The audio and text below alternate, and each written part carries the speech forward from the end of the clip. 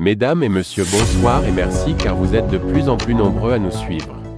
Avant de commencer, n'oubliez pas de cliquer sur le petit bouton rouge en bas de la vidéo si ce n'est pas encore fait et d'activer la cloche de notification pour ne rater aucune de nos prochaines vidéos. Hier nuit, plongé au plus profond de mon sommeil, j'ai fait un rêve qui se révèle être la pure vérité.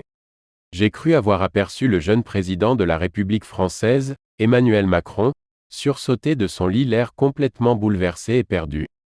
Comme il ne savait plus quoi faire, il s'assoit dans le fauteuil du salon, la tête tenue dans les 2,02 mains. En plein hiver, il transpirait à grosses gouttes. Son épouse Brigitte, ne sachant plus quoi faire, lui apporta un verre d'eau pour le calmer. Soudain, Macron reprit ses esprits, se mit debout et commença à parler. Nom de Dieu, qu'ai-je fait au Mali pour que le président de la transition Assimi Goïta me tienne tête de la sorte? Pourtant, depuis l'époque de Général de Gaulle, la France mène une politique identique dans les pays africains. Ses aînés des pays voisins du Sénégal et de la Côte d'Ivoire, Alassane Dramane Ouattara et Macky Sall, n'ont jamais réagi de la sorte.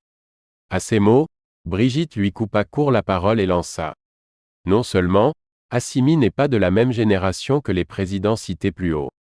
Au-delà, tu sembles avoir oublié la provocation dont les fils et les filles de l'Afrique noire furent victimes sous la magistrature de Nicolas Sarkozy, à Dakar en 2007.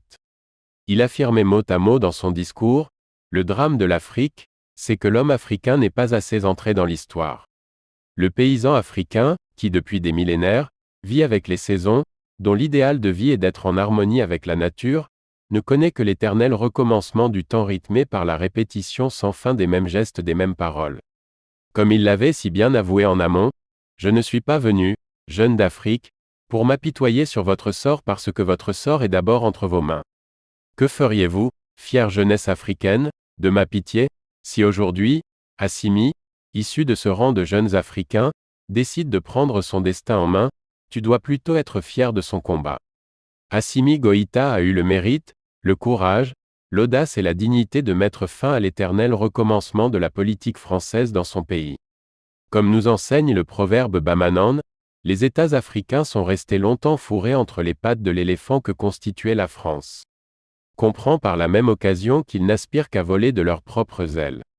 À travers ces mots simples évoqués en toute vérité, parvint à calmer l'ardeur de son interlocuteur en place.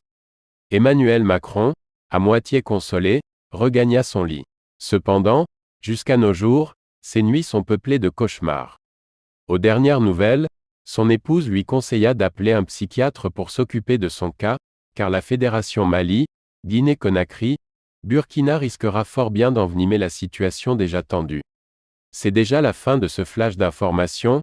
Donnez-nous vos impressions en commentaire, et abonnez-vous pour ne rater aucune de nos prochaines vidéos.